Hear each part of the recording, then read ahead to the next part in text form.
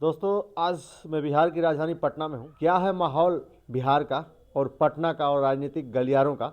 मेरे साथ हैं संतोष रेणु यादव जी और मैं इनसे बात करता हूँ। ये चूँकि काफ़ी लालू परिवार से करीबी हैं, तो क्या कुछ इनका कहना है। तो बात होगी, आप वीडियो में बने रहिए। मैं इनसे जो है बात करता हूँ। मेरे चैनल में आपको बहुत बहुत स्वागत। जी जी, बहुत बहुत धन्यवाद जी, सबसे पहले क्या माहौल है पटना का। सभी 14.25 करोड़ की जो आबादी है जी जो यहाँ की आबादी जो है वो बहुत ही नाराज है, बहुत ही शोक संतप्त स्थिति में है। और जो उम्मीद भरी नज़रों से जो आदरणीय तेजस्वी यादव जी की जो सरकार को देख रहे थे, क्योंकि लगातार वैकेंसी जा रही थी, नौकरी मिल रही थी, रोज़गार के नए नए अवसर यहाँ पे उपलब्ध हो रहे थे, तो अब तो वो ख़त्म हो गए। जी तो युवाओं में काफ़ी रोष है, इस बात का गुस्सा है। जी पलटू चाचा के बारे में क्या कहेंगे, आपके चाचा हैं। हाँ, पारिवारिक चचा हैं, हम्म पारिवारिक चचा हैं, थे और रहेंगे। हम्म लेकिन जिस प्रकार से इन्होंने बिहार को अपमानित किया है, हम्म जिस प्रकार से इन्होंने बिहार के युवाओं को रुलाया है, हम्म इनका नाम अब पलटू की जगह पे घसीटन नाम रख दिया गया है। हम्म हाँ, ये अब घसीटन नाम हो गया है। जैसा कि ये जो है 9वीं बार मुख्यमंत्री का शपथ लिए हैं इतने उम्र में, तो क्या कहेंगे। इतना हमको नहीं लग रहा है कि शायद कोई इतना जो है 9 बार जो है मुख्यमंत्री का कोई जो है मतलब शपथ ग्रहण उसका हुआ होगा।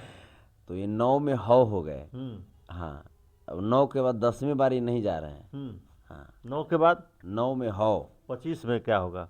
25 में हम लोग हम्म पूर्ण बहुमत के साथ आएंगे हम्म और आदरणीय तेजस्वी यादव जी के द्वारा हम लोग बिहार को फिर से एक बार विकास के पथ पे तेजी से दौड़ाएंगे और बिहार को देश का सबसे अव्वल प्रांत बनाएंगे। जी, अभी 2024 का जो है लोकसभा चुनाव आ रहा है, तो ये चुनाव के चक्कर में ईडी के डर से भागे हैं कि 2025 का जो है आपके विधानसभा का चुनाव है, मुख्यमंत्री का चुनाव है, तो दोनों में ये दोनों को एक अलग नज़रिए से देख के भागे हैं कि ईडी के डर से भागे हैं कि कहीं जो है ईडी हमको 2024 में 25 से पहले ही रेल ना दे।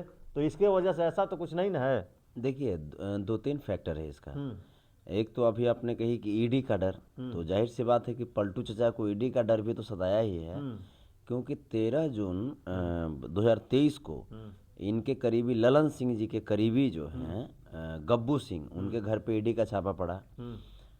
उसके बाद जुलाई में विजय कुमार चौधरी, जो कि वो भी इनके ही करीबी हैं, पलटू राम जी के करीबी, उनके सगे साला हैं कारू सिंह जी, उनके दफ्तरों में और घर पे छापा पड़ा ईडी का। उसके बाद राधा चरण सेठ जी एक हैं जो कि एमएलसी हैं, उनके घर पे भी ईडी का छापा पड़ा और अंततः उन्हें गिरफ्तार कर लिया गया।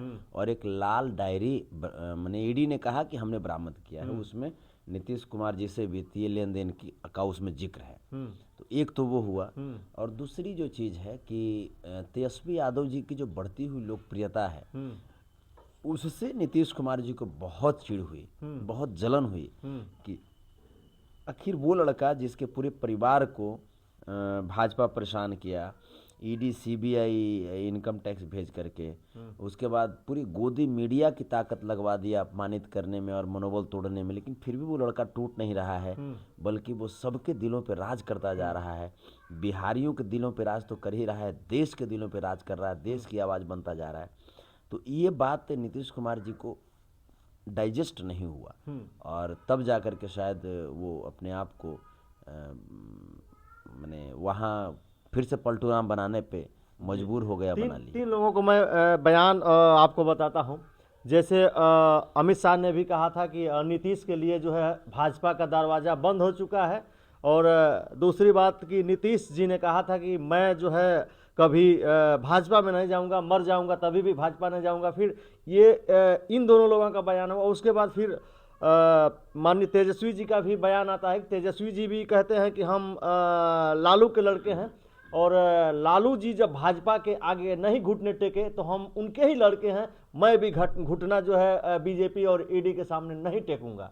बिल्कुल, लालू प्रसाद यादव जी बिल्कुल जो सांप्रदायिक शक्तियां हैं उनका पुरजोर मुकाबला किया है। उन्होंने सामाजिक न्याय की लड़ाई लड़ी है 1990 में जब वो मुख्यमंत्री बने थे। उस समय जो भी गरीब गुरबे शोषित वंचित पिछड़े दलित समाज के जो लोग थे उनको कहाँ चप्पल तक नहीं पहनने दिया जाता था, उनको खटिया पर नहीं बैठने दिया जाता था, पुलिस के सामने वो खड़ा नहीं हो पाते थे। लालू प्रसाद यादव जी जब सत्ता में आए, जब मुख्यमंत्री के तौर पे जब उन्होंने शपथ लिया तो वो कसम खाए वहाँ पे कि ये शपथ सिर्फ लालू प्रसाद यादव नहीं ले रहा है, बल्कि शपथ ये सब गरीब गुरबे लें कि वो कभी भी सांप्रदायिक शक्तियों के सामने नहीं झुकेंगे, कभी भी सामंतवादियों के सामने नहीं झुकेंगे, और अपने अंदर की जो डर है उस डर को उखाड़ फेंको। ये उनके स्टेटमेंट है। तो लालू प्रसाद यादव जी के ही तो लाल हैं। तो शेर कभी भी सियार थोड़े पैदा करेगा, शेर शेर ही पैदा करता है। वही इन लोगों के बयान पे क्या कहेंगे? ये अमित शाह का जो बयान था, दरवाजा बंद होगा हम मरेंगे तभी भी नहीं जाएंगे, तो इन दोनों लोगों के बयान पे क्या कहेंगे आप? देखिए, अमित शाह जी जो हैं इनको जुमलेबाज कहती है देश की जनता। अमित शाह जी, नरेंद्र मोदी जी, इन लोगों को जुमलेबाज नाम दिया गया है। तो ये क्या बोलेंगे कब, ये तो कोई गारंटी नहीं है। ये तो बोले थे कि 2 करोड़ सरकारी नौकरी देंगे देशवासियों को प्रति वर्ष, वो भी नहीं दिया इन्होंने।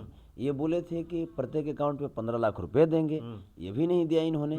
ये बोले थे कि महंगाई कम करेंगे, वो भी नहीं हुआ। ये बोले थे कि देश की अर्थव्यवस्था सुधारेंगे, वो भी नहीं हुआ। ये बोले थे नवादा में, वो जो आपने बात कही अमित शाह जी की, तो नवादा में उनकी रैली थी जहाँ पे बोले थे कि नीतीश जी के लिए सारे दरवाजे बंद हो गए। तो हमें ऐसा लगता है कि भाजपाइयों के दरवाजे बहुत कमज़ोर हैं। वो जो होता ना है, वो बालू का ढेर का लगता है कि ये लोग दरवाज़ा बना देते हैं, जो कोई भी हुर देता है बस दरवाज़ा ढह जाता है। हाँ, तो ये सही बात है। और सिर्फ दरवाजे में लोग जा नहीं रहे हैं, दरवाजे से बहुत जल्दी इनके विधायक आ भी रहे हैं जो हम लोगों के संपर्क में हैं। तो कुछ लोगों का ये भी कहना है कि ये जैसे अभी नीतीश जी गए हैं तो अभी फिर इनकी वहाँ से वापसी भी होगी, और नहीं वापसी हुई तो हो सकता है कि अभी मैंने एक जगह हमको पता चला, कुछ लोग बताया हमको कि 8 फरवरी तक हो सकता है कि फिर इनकी भी सरकार पलटी मार जाए 8 फरवरी तक। देखिए, कुछ गुप्त सूचना है कि 8 फरवरी तक इनकी जो है नीतीश जी की सरकार पलटी मार सकती है 8 फरवरी तक। देखिए, सबसे पहली चीज़ कि वापसी की कोई संभावना अब हम लोग रहने नहीं दिए, क्योंकि हम लोग का जो गेट है वो पूर्णतः लॉक हो गया।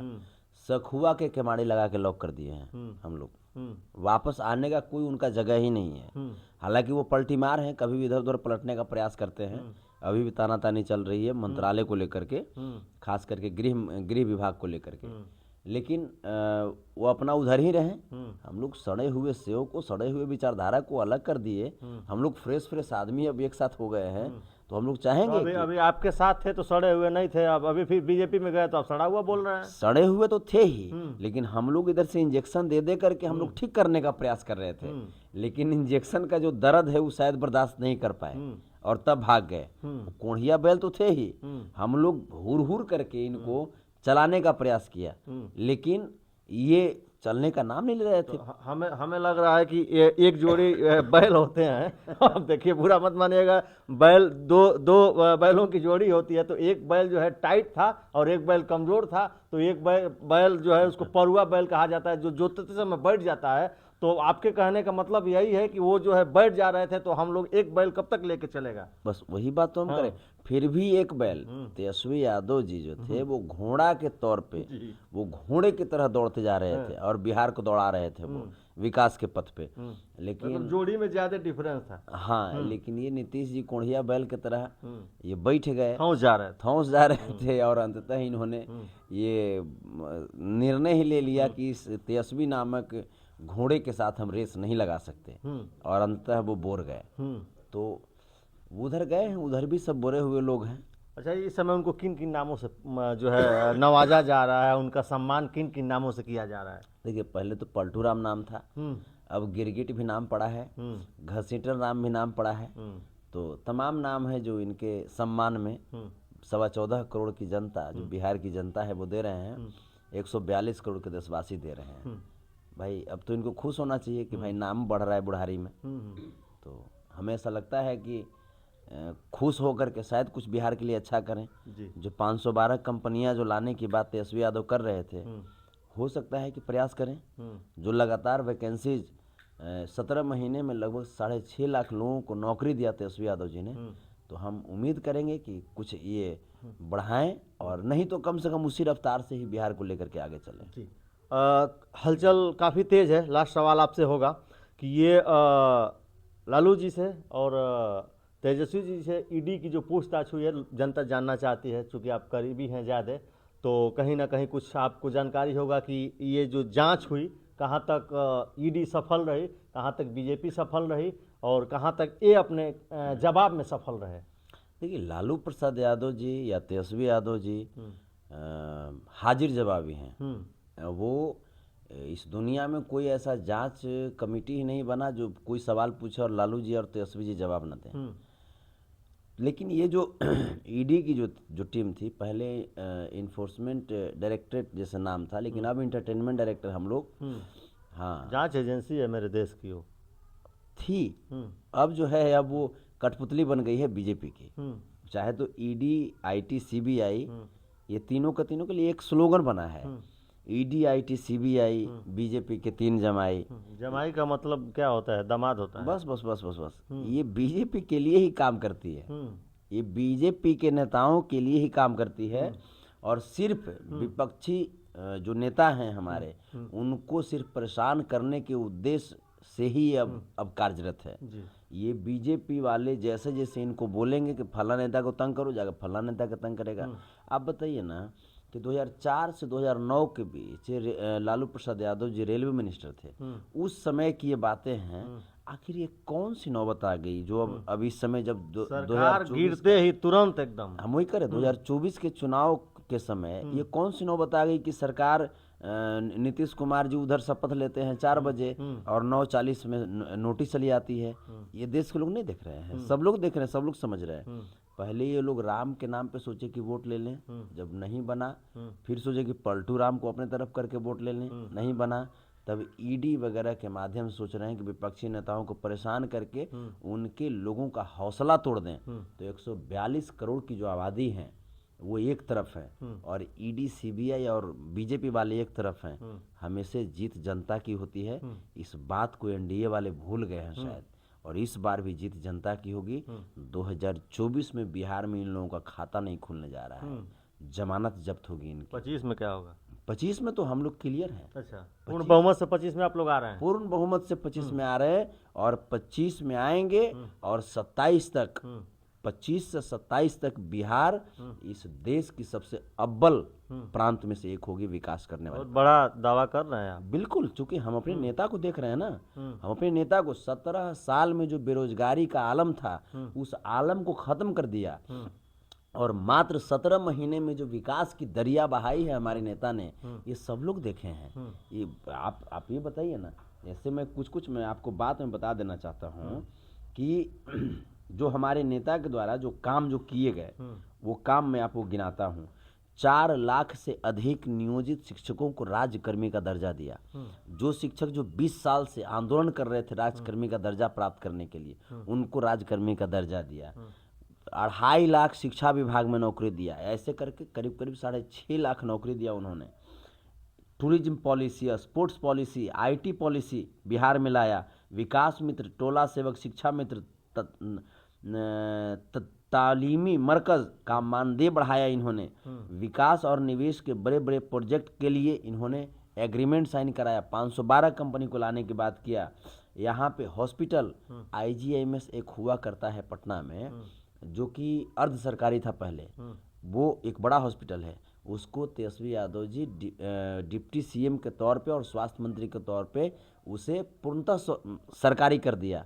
जिस दिन राम मंदिर का उद्घाटन हो रहा था अयोध्या में, उस दिन इन्होंने यहाँ पे राम जानकी हॉस्पिटल का उद्घाटन कराया। कहा भी था हॉस्पिटल के बारे में, बीमार पड़ेंगे तो आप हॉस्पिटल जाएंगे या मंदिर जाएंगे। बिल्कुल। तो कहने का मतलब कि ये काम करने में विश्वास रखते हैं। देश में जाति जनगणना का बड़ा चर्चा चल रहा था, जो कि नहीं कर रही थी बीजेपी। तो यहाँ पे इन्होंने कोर्ट से लड़ करके और जातीय आधारित गणना कराया और डेटा भी फ्लैश किया। इस जरिए जो गरीब, शोषित, वंचित समाज के जो लोग हैं, उनको बताया कि आपकी इतनी भागीदारी है इस देश में और आपकी हिस्सेदारी इतनी कम है। तो ये जो असमानताएं हैं, इसको लेकर के लोग जागरूक हुए। ये देन किनका? तेजस्वी यादव जी का, लालू प्रसाद यादव जी की विचारधारा का। मैं आपको बताता हूँ कि 75% तक आरक्षण बिहार में आया, ये उपलब्धि है लालू के लाल तेजस्वी यादव जी की। और तभी तो आज देश के 142 करोड़ के दिलों पर राज करते हैं, बिहार में 14.25 करोड़ देशवासियों के दिलों पर राज करते हैं। जी बहुत बहुत धन्यवाद आपका। लास्ट में जो है क्या कहना चाहेंगे, जो देख रही है आपके बिहार की जनता और आपके देश की जनता, उसको क्या कहना चाहेंगे आप? जैसे आप जैसे सम्मानित पत्रकार, आप जैसे बिल्कुल निष्पक्ष पत्रकार को सपोर्ट करें, आप सब सपोर्ट करें और ऐसे ही निष्पक्ष सवाल पूछते रहिए। आपके उत्तर प्रदेश में भी एक बहुत अच्छी घटना हुई है, एक बहुत अच्छे कार्य हुए हैं। ये जो लोग, जो एनडीए वाले जो लोग जो उथल पुथल कर रहे थे, ईडी फीडी क्या क्या सीडी डीवीडी लगा रहे थे, इस बीच में उत्तर प्रदेश में अखिलेश जी और कांग्रेस के बीच बहुत ही प्रेम पूर्वक सीटों का बंटवारा हुआ फर्स्ट पेज का। इसके लिए भी उत्तर प्रदेश को धन्यवाद। जी जी बहुत बहुत धन्यवाद। ये थे हमारे साथ संतोष रेणु यादव जी, और इनकी बातों को आपने सुना, विचारों को सुना, और क्या है ये बिहार का माहौल और पटना राजधानी का माहौल, आपने इनको सुना। आपकी क्या राय है, आप कमेंट बॉक्स में अपनी प्रतिक्रिया जरूर दर्ज करिएगा। आपको अंत तक वीडियो देखने के लिए बहुत बहुत धन्यवाद। नमस्कार।